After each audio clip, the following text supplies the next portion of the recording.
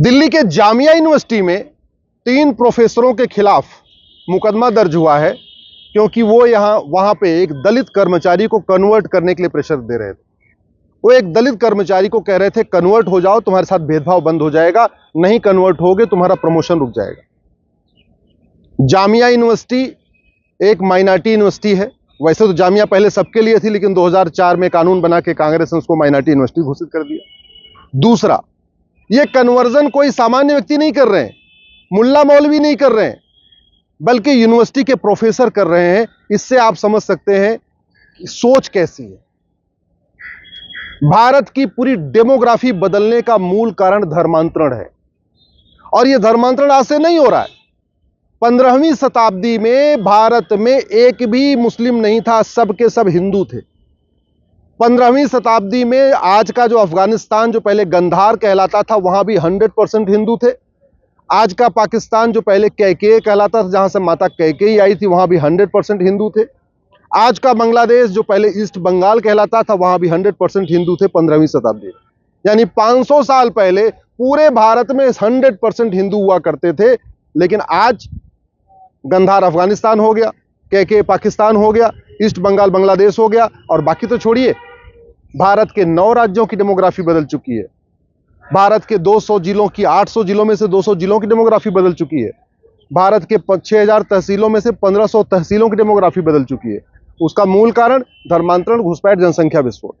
और धर्मांतरण ऐसा नहीं केवल मुल्ला मौलवी कराते हैं, केवल मिशनरी कराते हैं, कॉलेज के प्रोफेसर भी करा रहे हैं, बड़े बड़े कॉरपोरेट में काम करने वाले इंजीनियर भी करा रहे हैं।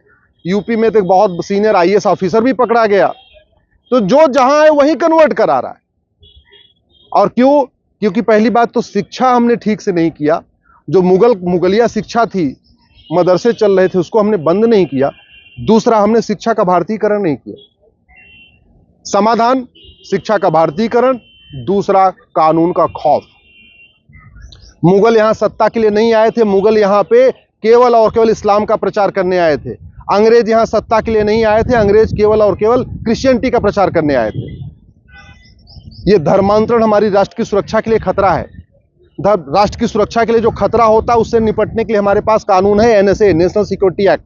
लेकिन पुलिस लगा नहीं रही है, क्योंकि हमने नेशनल सिक्योरिटी एक्ट में कन्वर्जन को शामिल नहीं किया। हमने नेशनल सिक्योरिटी के लिए क्या क्या खतरे हैं उसको डिफाइन नहीं किया।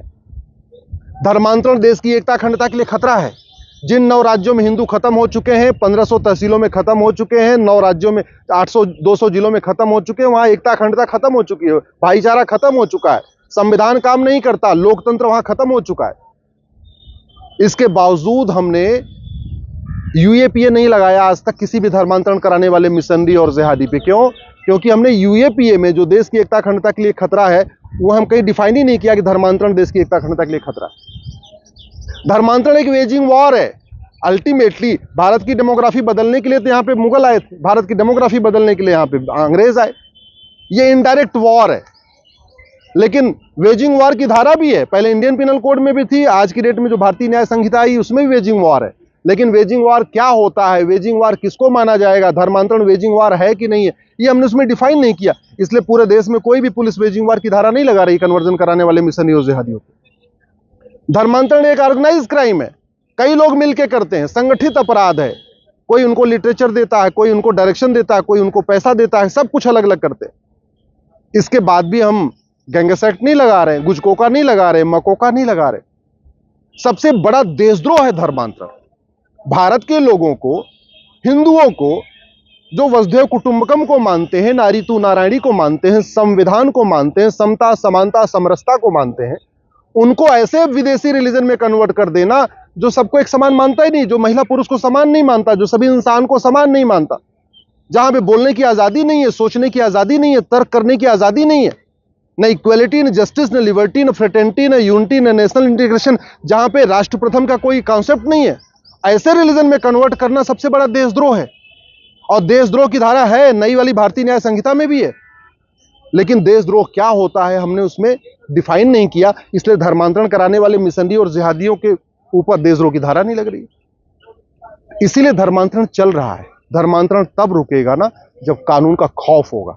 धर्मांतरण तब रुकेगा जब धर्मांतरण कराने वाले मिशनरियों, जिहादियों और उनके मददगारों की 100% संपत्ति जब्त होगी, उनकी सिटीजनशिप खत्म होगी, नागरिकता खत्म होगी, आजीवन कारावास, फांसी दिया जाएगा, तब धर्मांतरण रुकेगा।